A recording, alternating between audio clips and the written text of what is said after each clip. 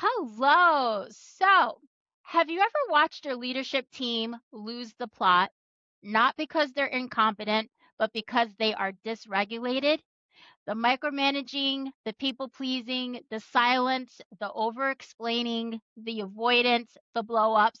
This is not just personality. This is a nervous system pattern with a price tag.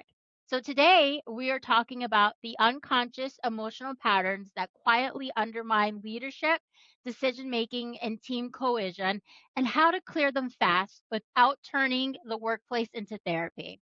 Welcome back to the Purple Elephant Podcast, this space where we name the real issues in the room, the one everyone is stepping around, and we talk about what it costs when leadership behavior goes uncorrected.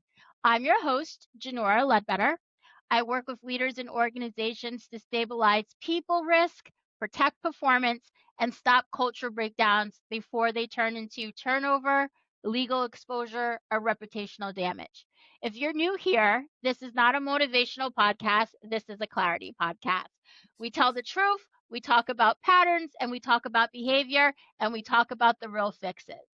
Today, my guest is Alexia Leachman. Alexia is the founder of Head Trash, a personal development and emotional well being brand that helps leaders and organizations navigate change, reduce burnout, and unlock high performance through emotional clarity. She is also the author of Clear Your Anxiety, a self guided resource for professionals seeking to overcome anxiety without medication or talk therapy. With a background in branding, marketing, and human behavior, Alexia brings a commercially savvy and emotionally intelligent lens to leadership, treating emotional health as a performance asset, not a liability. Alexia, welcome to the Purple Elephant Podcast. Oh, thank you so much for having me, Janora. I cannot wait to dive into this conversation. You're welcome. So, for listeners meeting you for the very first time, how do you describe the work that you do and what led you to focus on unconscious emotional patterns in leadership and workplaces? Well, I'd say very simply, it's like clear head trash. And head trash is whatever is going on in your head that's preventing you from being able to think clearly, be happy, and not overthink, second guess yourself. Sleep well, because a lot of people are doing all those things when they're trying to get to sleep at night. So it enables you to really function at your best, be your best, and put your best foot forward. So anything that is in the way of you being that person, in my view, is called head trash, whether it's your doubts, your fears, your sabotaging patterns, the loops that you keep playing in your head, whatever is going on that's stopping you from being able to perform at your best is head trash in my view. And I get rid of it really quickly, no matter whether it's in your work life, but also in your private and professional life, because you can't really draw a line between those things. We bring all of ourselves to work. And I think there's a huge mistake that's been made is that people try to think, oh, well, I'll deal with that personal stuff in my therapy session, and the work stuff, well, we'll do motivational stuff, we'll do mindset, we'll do mental fitness things, we'll do productivity at work. And actually, you've got to look at the whole thing together, because all of those things that are the personal things, your personal story, show up in your productivity and your ability to perform. So we need to bring all of us into that space. And that's what I do with the head trash clearance work that I do, is I look at the whole person. I love that you call it head trash because when I think about that, I think about all the trash that goes on in our minds when we are living in a negative story, right? And you want to like throw that trash out, but it keeps accumulating. So I really love how you call it that. And I think what I love about the word, the idea of trash is that it's very neutral. We don't, if I came to your house, Janora, and looked at your bin in your kitchen, I wouldn't be standing there giving you judgy looks that you had like a bin full of stuff. It's like, well, yeah, it's a kitchen and we buy stuff in the supermarket and it has packaging. And now I've thrown the packaging away. And that's what head trash is. At one point in life, it was useful to you when you were a child and you had to fight for lunch because your dad was greedy and ate all the dinner before you managed to put it in your plate. You had to behave in a certain way. Now that behavioral pattern is locked in because you're a kid and you're still behaving like that as an adult, but you need to get rid of that trash, that trashy pattern that no longer serves you. So it's a recognition that we all have head trash. There's no reason to feel bad about it, to feel shame around what we have. Just as we don't feel embarrassed that we've got stuff, we put the bins out every week. it's just the cost of living and having experiences and recognition that some things that you embedded as a condition, as a pattern, as a rule that you wanted to live by when you were a kid, well, that doesn't kind of work anymore. And maybe now you need to update your programming.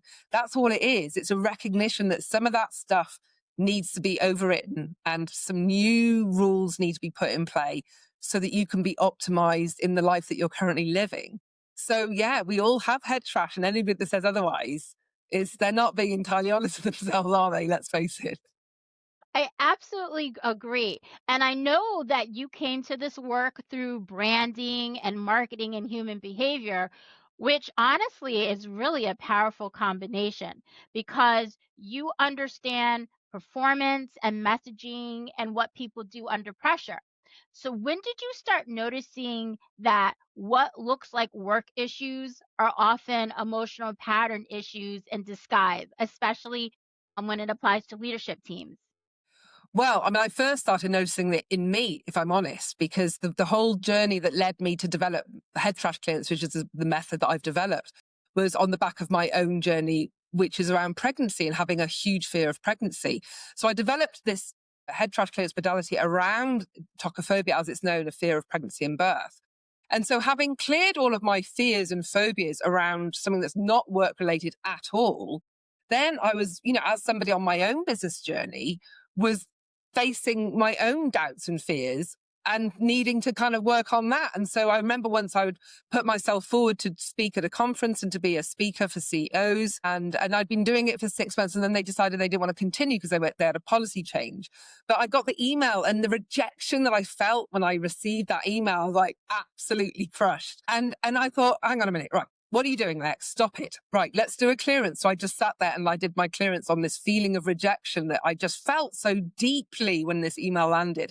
And then within about 20 minutes, I was like laughing and I go, well, actually, this wasn't a good fit anyway. Who am I kidding? I'm going to go on. I'm going to go and approach these people. I'm going to approach these people. And suddenly I managed to flip it all, change how I felt very differently and get on with my day, not feel completely drowning in this fear of this rejection kind of feeling that came over me. And so the more I pursued on my own business journey, the more I would work on my own head trash around business things. And I noticed in my own work that, when I look back at, there was, because I took time out for babies, and I'd go back to my work, let's say 4 months later, having done lots of inner work as part of the pregnancy. Then I'd go back and look at my website, for example, or copy that I'd written or an offer that I'd created. And I'd think, what? Oh my goodness, look at us reeking of people pleaser. What are you doing? No wonder people didn't buy that. And I started seeing head trash in marketing, in my own, the way that I was showing up. And so that was very interesting for me to start drawing the link between the work that I'd done internally and how that brought about a shift in how I went about doing my business. And so more and more I started getting business owners coming to me to say, well, like, hey, those fears, though, that fear clearance stuff you do around pregnancy, because I built up a huge brand around pregnancy and birth and healing tocophobia, started getting business owners saying, well, does that fear clearance stuff work on business fears? And I was like, hell yes, I've been doing this for years. And so then I shifted into leadership, into helping CEOs, business owners to really start addressing the head trash within the way they approach their business, how their head trash shows up in their offer, in the way they delegate, the way they manage their staff, the way they communicate who they are, the way that they price, the way that they handle meetings with suppliers and negotiate or discount, like all of those things that ultimately affect the bottom line have got head trash leaking into every aspect of it. And what's interesting is what do you need to do in terms of clearing it? Like what's the inner working? And I call this the emotional infrastructure that's going on inside. What do you need to change in terms of infrastructure to change what I call the emotional architecture? The way that you show up. When you think about a building, you can see what the shape of it looks like from the outside. You can appreciate the architecture, but you don't always then have an understanding of what the infrastructure is that makes the building look that way, So when you understand what's the innards, what's going on inside, and actually if you make some changes inside, it can change the architecture from the outside. It can change how you show up. It can change the stories that you tell yourself, the beliefs that kind of show up in the way that you speak. all of that can be addressed by going and addressing infrastructure. So that's what I started doing a lot more of, was really understanding what the emotional levers were that needed to change. If I pull this over here, then it makes a change over here. Okay, so we'll clear that. We'll look at the conflict here, looking at the wounds that we pick up from our childhood. All of these things show up enormously in leadership, in business. And the more I brought that into the work that I did, the more my clients were seeing changes. And actually now I used to kind of not hide about it, but I used to keep that part quiet, because there is a sense that, therapy, well, that's for you and your personal life. And what I do is not therapy, but it's considered, people call me a therapist sometimes, but I am not a therapist. But there's an idea that therapy belongs, you pay for that out of your pocket and that's your problem. But actually it's not, because the person is coming to work, and how you felt, if you go into a board meeting and you can't handle tough questions from the board when you're presenting to them because authority makes you just die inside, well, that has come from probably a childhood wound. And the sooner you sort that out, the better you're going to be able to handle those board meetings. So we need to have an understanding of why, how these behaviors that we show up in the workplace, where's that coming from? And let's go and sort that out really quickly so that people can change and adapt and perform much better at work. And the more I've acknowledged that and almost made a big deal of it, the better results I'm getting with my clients around this. So yeah. I always say that our childhood wounds are the driving factors that play in everything. So they show up in our relationships with our significant person, they show up in our friendships, and they show up at work. And so I know there's this saying, oh, we don't bring our full selves to work, we leave our personal at the door. That's not true at all. We aren't leaving the personal at the door. We are bringing all those wounds, all that trauma with us into every interaction that we have. So I truly believe that it's very important Yeah. that we recognize that and we work on it. Yeah. And there's one guy I worked with, and he wanted to scale his business and was really struggling to do that. So he wasn't able to put in place the foundations necessary to scale. And so that's what he came to me for help with. And he, because of my background in marketing, and I've, secured funding, and I've been in businesses where we've scaled very quickly, then I've got a very good understanding of what it takes to scale.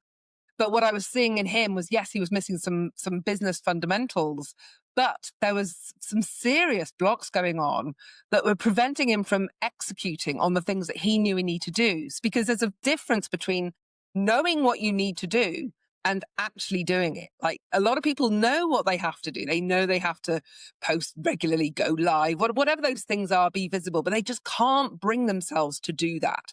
And so what is preventing them from doing that? And so for this guy, what came up very quickly was that he grew up in a single parent household, and his mum was very, very messy. And so the whole house was chaotic. But his room was a little ocean of calm. He managed to keep everything neat and tidy in his room. But every time he was out in the main part of the house and he was trying to tidy it, he would just be met with difficult conflict situations. So at some point, there was some kind of messaging that locked in for him very deeply, that if you try and put things in place, well, one, there isn't anywhere to put it because it doesn't have a place. But if he tried, he'd get the reaction of his mother. And so he just learned not to do that. So there was this almost like this subconscious rule, just don't try and put anything in place. Now, that's the very words, that language right there is what he couldn't do in his business. He couldn't put anything in place.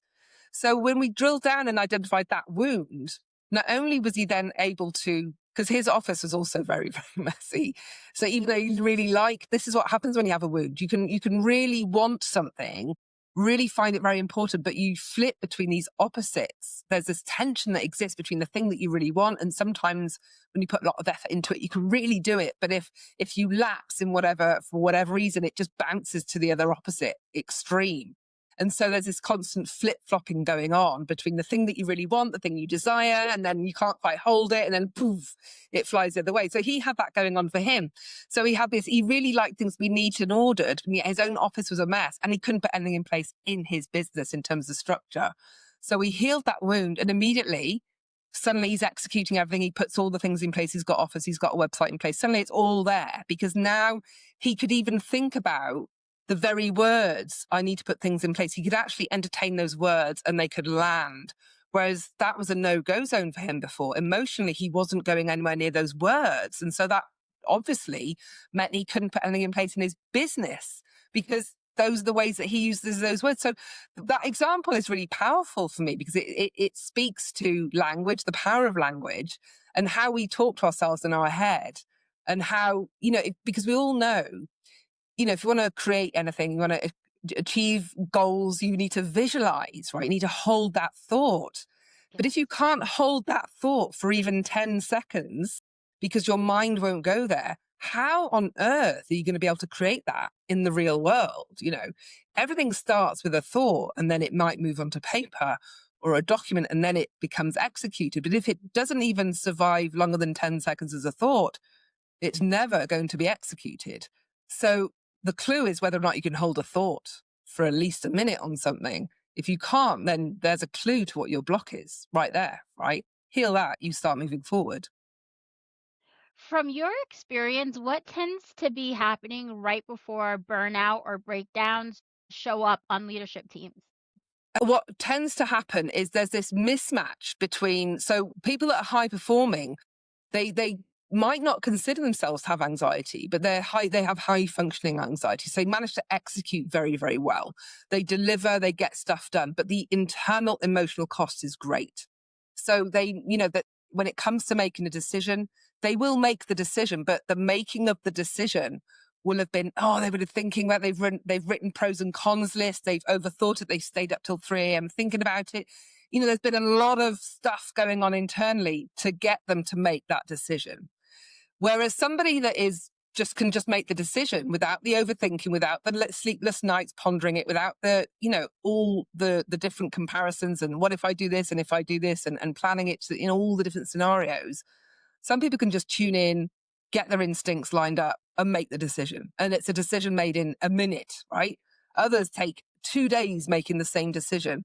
So that tension that exists between the external demands of your life and your work and the internal cost to get there, that is where you start seeing the beginnings of burnout. So one of the things I've developed is an assessment tool where we assess what is going on internally around these key aspects of anxiety and what is going on externally in terms of your ability to execute. And when there's a mismatch, we can see the beginnings, like the high risk areas of burnout. We can address those in advance so that you never hit burnout. So this mismatch between the execution and the internal cost for us, is the way that we look at it, is how you can predict the vulnerable risk areas of burnout being ignited, if you like. Does that make sense? Yes. Now tell me, how did you go about creating this assessment? Oh, well, I developed that over many years of the work that I do. So with using head trash clearance, because it works so fast, I was able to witness changes happening under my eyes. So from one week to the next, I would be observing changes in my clients and I'd be reflecting that back at them. They were becoming different people. I was like, well, when you filled in my intake form, 2 weeks ago, you said you were feeling out of control. And I'd read all this to them. And I was like, how are you feeling about all that now? They're like, oh, well, none of that bothers me anymore. I was like, are you sure this is what you wrote down 2 weeks ago? Yeah, no, none of that bothers me. So I was able to witness change happening very, very quickly. And because I'm a bit of a spreadsheet geek and I love tracking, behavior's my thing, then I started keeping this epic spreadsheet where I was like, oh, right, in meetings, they've changed like this. And when it comes to doing presentations and public speaking, and I started noting these shifts in behavior as people were doing the inner work, the healing using head trash clearance. So I mapped this on a chart, like on a scale, if you like, which I've called the ladder of growth now. And so from that, I started seeing consistencies in when I do clearance work with people, they shift in a particular way and it always goes in a particular way. So I can predict by how somebody's speaking about a thing, let's say how they perform in meetings or how they delegate or when they're presenting publicly, where they are on the ladder based on what they're sharing in terms of their fears, their doubts, what comes up for them. So from that, I then developed the tool where I've mapped different categories of, let's say, the entrepreneurial journey or the workplace journey or anxiety journeys, different journeys or different ways where you may want to grow and evolve and be better, and identified key areas that are important to know and to track around each of those. So now when I work with clients, they do, if they've got anxiety and they're a leader, then they'll do the leadership assessment plus the anxiety one, and we're going to track them on those different journeys. And that helps to direct and target the work that we do, because we can highlight, oh, you're marking low here. Let's start here. And with those that are facing burnout, like I've got some clients that I'm working with at the moment, we're like, okay, these are the 3 areas that you are high risk at burnout coming from these areas here. Let's take that out of the equation so that you are no longer in the risk zone. And then we can flip it into, now let's upgrade you. Because, I have had people coming to me that have literally just been signed off work, where they cannot function, cannot think. They are at a place where Yeah. the company has said, just take time off. And so I was one of the first person they called, and I said, you need to go to the doctor. They're like, oh, yeah, got doctor. Like, they couldn't even figure that bit out. Get a sign off, like, get a note. Okay, I'll do that. Like, this is a 6-figure earner, a director in a company, who couldn't figure out that he needed to get a note from the doctor. He was that, just not functioning, thinking clearly at all. And so he had 3 weeks to turn this around, and he felt the pressure because he was the main breadwinner, living in a big city, thought they'd have to sell up, move away, tell the wife, the kids, oh, you're going to have to move school. I mean, he was like, catastrophizing in all the ways. And he's like, this has got to be sorted out like yesterday. I was like, right, okay. So we went all in, and 3 weeks we did some really hardcore work together. And he went back to work, and yeah, his boss like, well, you're behaving differently, you're communicating better, you're everything, you are like a different person. And so it's possible to bring about that level of change, but you can only do that when you have these. Well, for me, the assessments really help me to pinpoint exactly what's going on, to direct the work so we can carry out that work effectively and quickly. Because in the workplace, no one's got time to wait a year for stuff to happen in the therapy room, right? So Right. workplace, they need that director back in his chair, back doing the work, because otherwise the bottom line gets the impact. Staff might leave, all sorts of stuff can unravel when there's a key person that is no longer at the helm, that needs to be there, that's delivering on a big project. We need them back in their game very quickly. So that's the work we do, is Right. really get people back in the game quickly. Why do you think leaders still separate emotional health from performance, even when the evidence is right in front of them? I have no idea. I'd love to know that answer myself. Right?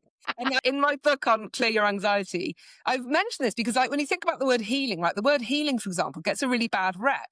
Because if you think like you've broken a leg, and then everyone was like, oh, well, you need to wait for that to heal, and then you can come back to work. So healing, around the idea of physical healing, we're all completely fine with that concept, and everybody uses it quite willingly. When we want to talk about emotional healing, everyone's like, oh, let's just not use that word, because that's probably the witches use that, and it's a bit woo, and it's a bit, it was a bit touchy-feely. We're not going to touch that.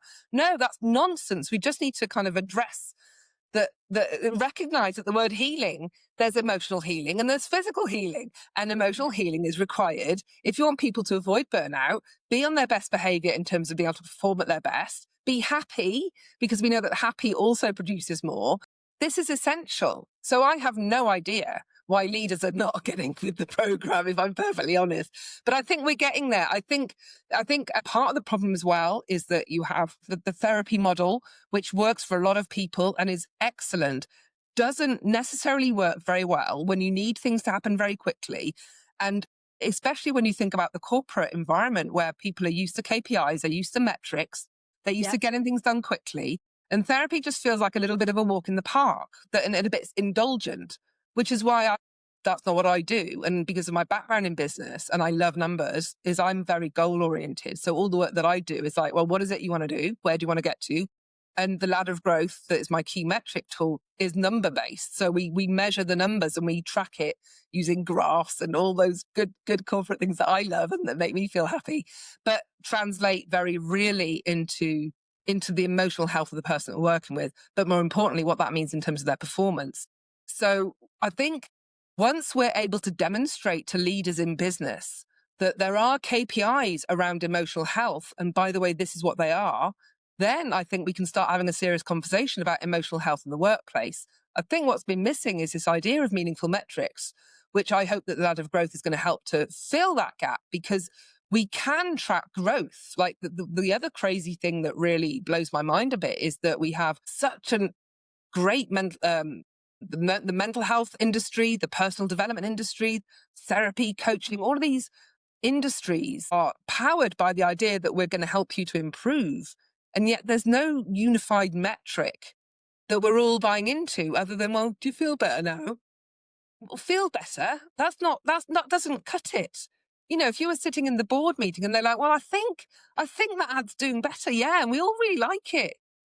That you'd be kicked out of the room, right? You can't just sit there and go, well, I feel like this is a good one, people. No, we want to see the numbers. We want to see the numbers. We want to see the impact this is having. If we can bring those ideas, the metrics into the workplace around emotional health, now we can start moving things forward in a meaningful way so that people can get back into being in high performance mode and not have their head trash get in their way and slow them down. Because the thing is that head trash does impact your decision making. It does mean that you are less productive. So when it comes to simply even like writing an email to respond to somebody, there's people, you know, people I've worked with, they're like, well, I just spent ages, my inbox, I just don't know what to do.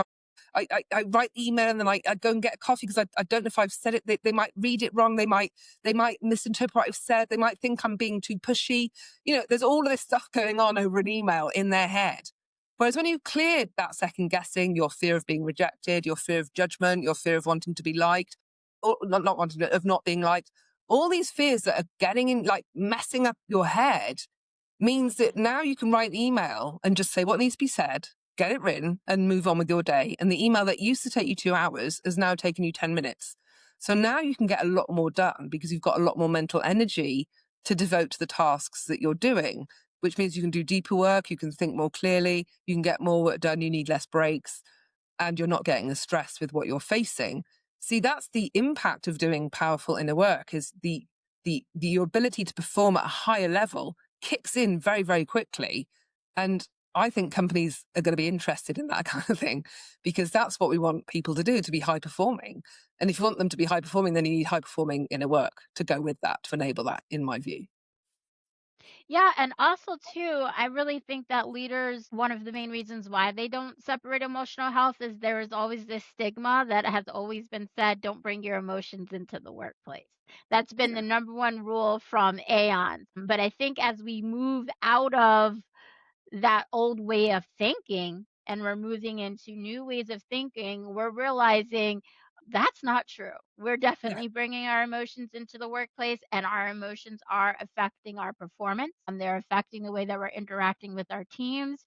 They're affecting the way that we're interacting with our leaders. It's affecting it affects the way that they interact with their clients. So I think, we need to get out of that old phrasing, that old mindset of when you step in the door, just keep it neutral and really start to understand that people are emotional beings. They are. Um, And Yeah. we know that. I mean, you know, you go and speak to the marketing department and they will absolutely know that emotions are everywhere because that's what makes people buy. It's not logic, it's emotions that get people to buy into brands. So the company knows, like the people in the company understand that emotions are probably what's driving the bottom line fundamentally, if we were to distill it out of anything. And it's emotions that make people want to perform and perform at work. And it's the connection with our colleagues. It's the passion for the subject, your work. Like emotions are everywhere at work. So to kind of suggest that they're not is really, really missing a lot of what's going on. It's why so many people are there in their work in the first place, because they chose that career. Many people did because they like what they're doing. They have a love for it. So they want to do a good job. They want to be recognized. They want to perform. They want to succeed. These are all emotional drivers. So we know that emotions are a big part of all aspects of work life. We just have been pretending that they're not. And now I hope that with mental health being a lot more acceptable to talk about, and people having duvet days and people having the mental health conversation in open and not feel ashamed about it, I hope that we can also just admit now that emotions are just part of the human experience. And if you want to get people to do really great jobs, then recognize that quickly and tap into it. Because if you can tap into the emotional power behind people, as we know from brands that connect powerfully, those brands are doing a brilliant job compared to those that don't connect powerfully. And what makes people connect powerfully is the emotional connection behind it. So recognizing this, I think, is imperative to really be able to kind of be able to have a workforce that are performing in the way that you want them to, but also fundamentally are happy, right? We all have to earn money and go about doing work. So let's make that experience as positive and as possible. And that requires admission that emotions is part of the game, right? We're Yeah. emotional beings. So let's fully accept that. Yeah, I want to kind of bring this down to a human level for a minute because the work costs something personally too. So, what did you personally have to unlearn about specifically anxiety to do this work effectively? I had to get rid of my own anxiety, and it was through healing my own anxiety that I learned what anxiety really is. So there's a lot of, when I hear people saying, "Oh, you just need to manage anxiety," and people managing it is the new job. That is dead against what I say. Like for me, it's something you can get rid of, and you can get rid of it very quickly. And when I say quickly, I mean in weeks, months, not years. Quickly. But it took me to heal my own severe anxiety disorder in order to understand what anxiety truly was. And then I spent a decade working with others on their severe anxiety disorders and OCD and things like that. That really meant that I understand anxiety very, very deeply because of my own journey, but also because I created a tool to get rid of it. And so I've really been on the inside of it, getting the inside track to have an understanding of it that means that I understand what the categories of anxiety are and say, well, there's going to be control issues. There's going to be, and issues around responsibility. And that for leaders, that's a huge one that comes up all the time.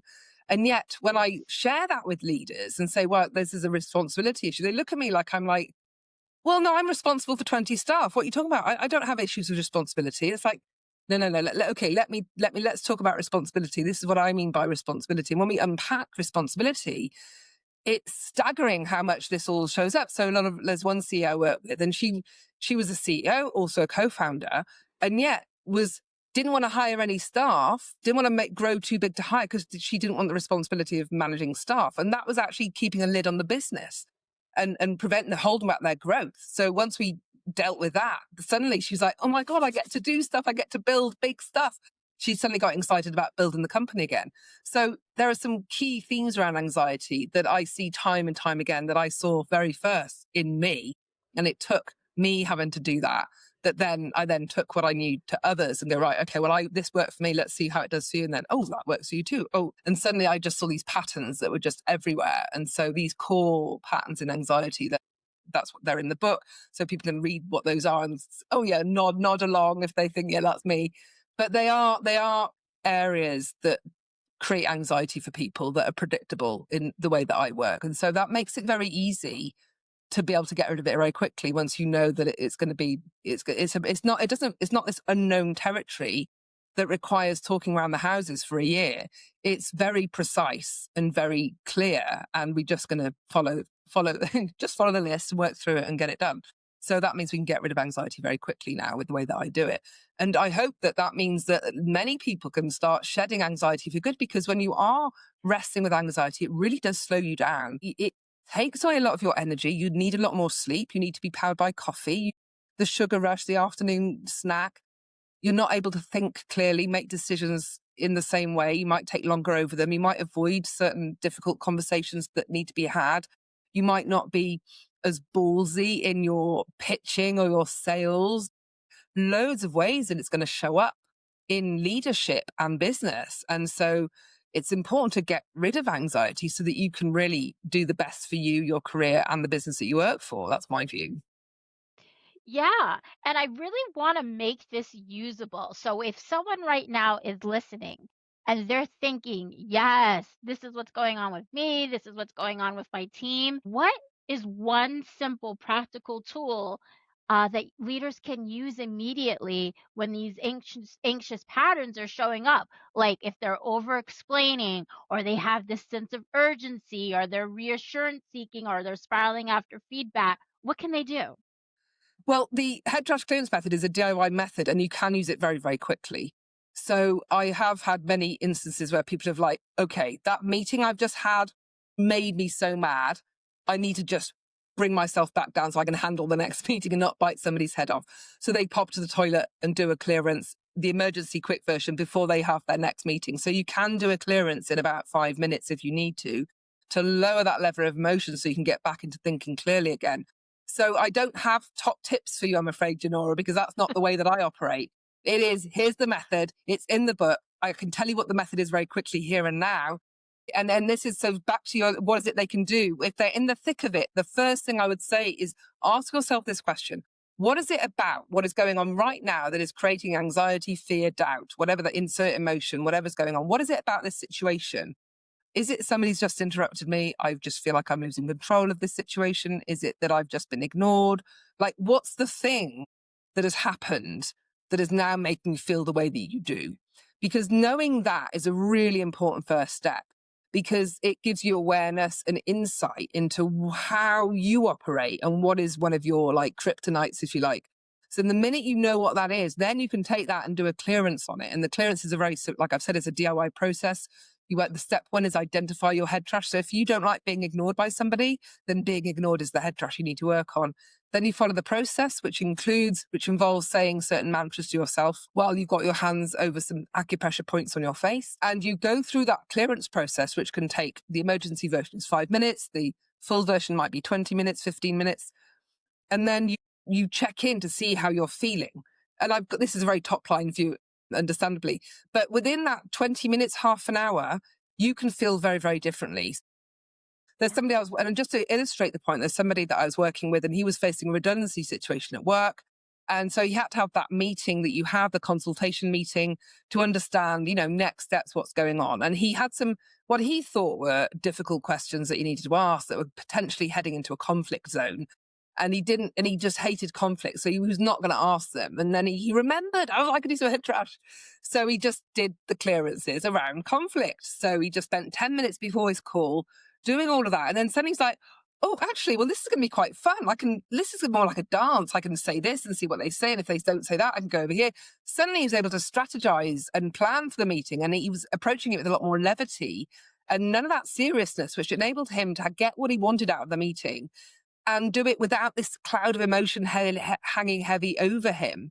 So it means that, but he needed to know that it was this idea of conflict that was what was getting him in a state. So he worked on the idea of conflict, did the clearance around that, and then could go into the meeting and be like not unemotional, but not controlled by his emotions. So it meant he could speak and represent himself in the best possible way.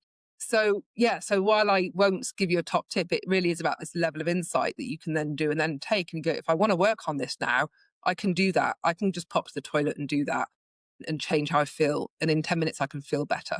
And I think that's an incredibly empowering thing to have in your work life. If you are in an organization where there's toxic culture or it's difficult, you've just had a crazy meeting with your boss or a supplier, whatever's going on, to be able to bring yourself back down to the level where you can operate and not be carrying that your whole day, I think is a huge, I wish I had that in my work life when I was in corporate, that's for sure.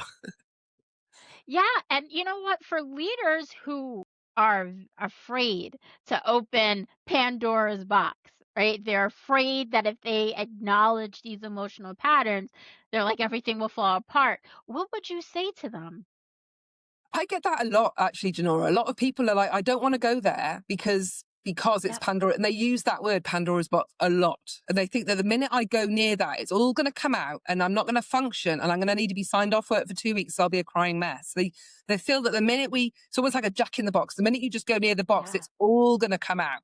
And that's not the way that I work, isn't like that. We can kind of weaken the edges so that, like, if you imagine like a pressure, like a balloon full of water or something, you could just go in and just smash it and this whole thing's going to go everywhere. You just pierce a little hole and let some of the water trickle out. So actually just have this pressure's just reducing in very easy, manageable ways. So that when you want to go for the mother load of whatever it is that's going on in your story, that you can do that. And there's a lot less pressure going on around the edges. That means you can go in now without this sense that it's all going to blow up in your face. Like when you have a bottle of Coke that's been in your bag all day and you think, well, the minute I open that, it's going to blow up my face. Well, you just go slowly, let it sit there for a bit and just go slowly, and it's pss, pss, pss, and then before you know it, you can open it and not get covered in Coke. So you can go about this kind of work without this dramatic explosion of emotion and tears and snot and all the rest of it, and actually go through a way that means it's manageable. You don't have to take time off work to do it. You can do it alongside whatever's going on in your life so that it becomes manageable. And that means it's gentle and yes, there might be times where you are bringing stuff up, because if you've kept stuff buried like that for a long time, then as you start bringing stuff out, you naturally, it will require you to eyeball it and look at it and understand it. And that might bring emotion with it. And you know what? That's okay. That's okay. Because once you've done that, then you can take it out and put it aside and you're lightening the load. You're not carrying that stuff all the time with you. And that is what frees up your energy, your mental energy, your life force energy, because the weight of anxiety is very, very heavy energetically, and it costs you energy in the amount of sleep that you need, the lack of, maybe you're coming down ill with things all the time because your body hasn't got that life force energy to defend itself, to keep itself better. So it's like emotional bankruptcy. You're running out of energy because you're giving so much of your energy away to carrying this anxiety, to carrying these wounds, to check every decision through all of your fears and doubts. If you imagine that every time you were writing an email, you were checking in with all your doubts and checking in with all your fears. And can you imagine? Of course, that's going to take a long time to write your email, because you're checking in with your committee of doubts and fears before you can actually do anything. So you imagine that in a corporate setting. If I want to make a decision, well, I've got to go and check with the committee over here, and I've got to check with that committee.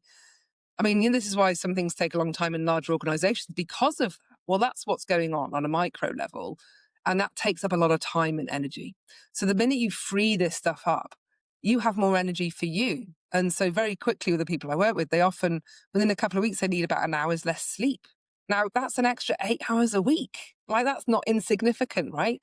So you can now get up early, an hour early if you want, and do your exercise routine or whatever, or whatever that is, spend time with family, because you now have that time back. So you don't need to have the nervous system spend so much time asleep to try and recover, when it's not really recovering fully, because it's getting fried all the time with all these things that are getting triggered in day to day. So this is why this work can be so powerful, as you know that it's working. So your nervous system starts to recover very quickly. And it shows you that through less sleep that you need and more mental energy that you can bring to your work and your life. I'm curious, where can listeners learn more about your work? So, where can they learn about head trash, the ladder of growth, your assessment that you created, and also about your book, Clear Your Anxiety? If they go to headtrash.com, so head-trash.com, all the head trash stuff, and then ladderofgrowth.io for the assessments, and then Clear Your Anxiety for Good is on Amazon. And you can also buy it through the Head Trash website as well. Alexia, you know what? Thank you. I really feel that this conversation was necessary, and I want listeners to hear this clearly. Emotional patterns are not a side issue. They are Yeah. either stabilizing your leadership system or they're destabilizing it. So, listeners, if this episode hit home, this is your next step. Do not just nod. Go back to business as usual. Name what you're seeing, correct the pattern. So, if you want support doing that, you can reach out to Alexia. You can also connect with me through the Self Care Network and explore my Purple Elephant framework. And go follow Alexia. Grab Clear Your Anxiety. Explore the head trash clearance method if you're ready to clear what is running the show under the surface. And if you enjoyed this episode, please subscribe, leave a review, or send it to a leader who needs it, the ones that think they're fine, but their team is quietly paying for it. I will see you next week. And Alexia, thank you so much for being on this podcast.